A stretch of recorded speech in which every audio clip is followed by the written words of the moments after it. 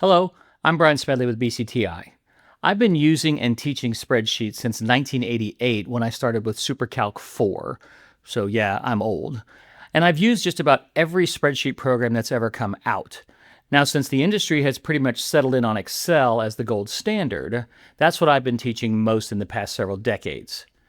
But with all of my students, and I've taught hundreds, if not thousands of students, the one question that I always get from beginners is, where should I focus my attention and what skills should I learn so I can land that dream job?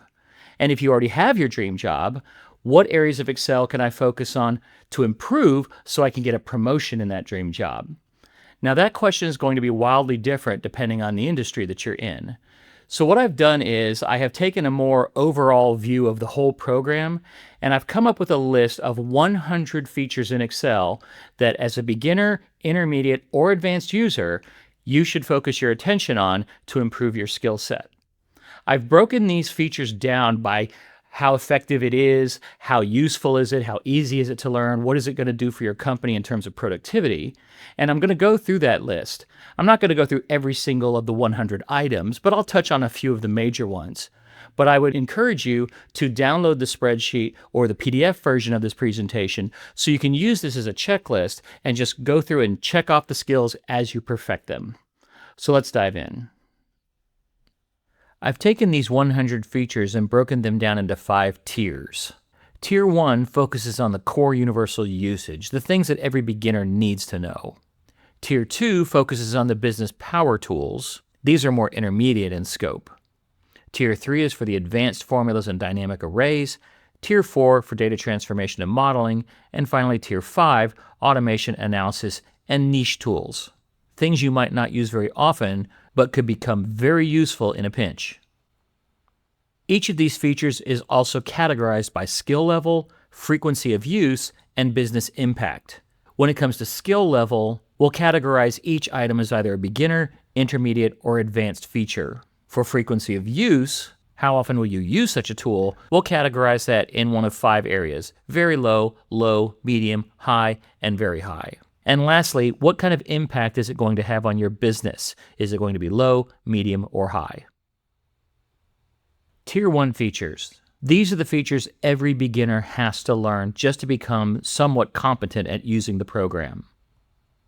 If you've used Excel for any length of time, you've most likely learned some or most of these features already. But it's a good idea to scan this list and see if you happen to have skipped a bit. Maybe you're deficient in one area, something you weren't aware of. For me, the big focus is going to be something like ifs and nested ifs, using proper data tables, how to create some basic charts, and one of my most favorite features in Excel, conditional formatting. These are all for the beginner, and regardless of your industry, it is highly likely that you will use almost all of these at some point. Every one of them has a high to medium impact on your business.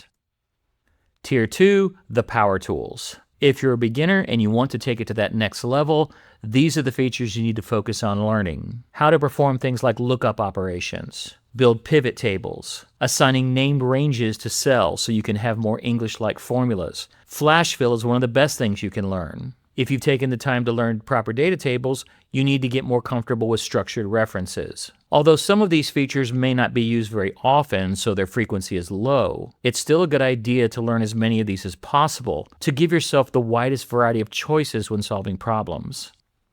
Tier 3, advanced formulas and dynamic arrays. These are all very advanced tools, but that doesn't mean that they're difficult. It just means they're advanced. Learning things like the dynamic array functions such as filter, unique, sort by, creating more high-performance formulas using the let function or the lambda function. As before, not every feature gets used all the time, but many of these will be standard go-to functions that you will use to solve a wide variety of problems. All of these will have a medium to high impact on your business productivity. Tier 4, data transformation and modeling. If you deal with large amounts of data and you have to clean that data up prior to analyzing it, learning things like Power Query, relationships, creating data models, even in improving the performance of some of these things like Power Query, learning things like query folding and DAX measures. Some of these features are going to fall into the low frequency area, like OLAP cube functions or XML imports. But if you find yourself in that situation, understanding these features will have a very high business impact. And finally, Tier 5, Automation Analysis and Niche Tools. This tier spans a wide variety of skill levels, everything from beginner all the way to the highly advanced. Many of these you'll never have a use for unless you're presented with a very particular problem. But it's always good to have a casual familiarity with as many of these tools as possible. So when you do run into that very specific sticky situation, you'll think back and say, yes, I know there's a tool for that. I just may need to do a little Googling or ChatGPT to refresh my memory on its usage. So there you go, 100 areas of Excel that you could focus on to improve your current skills.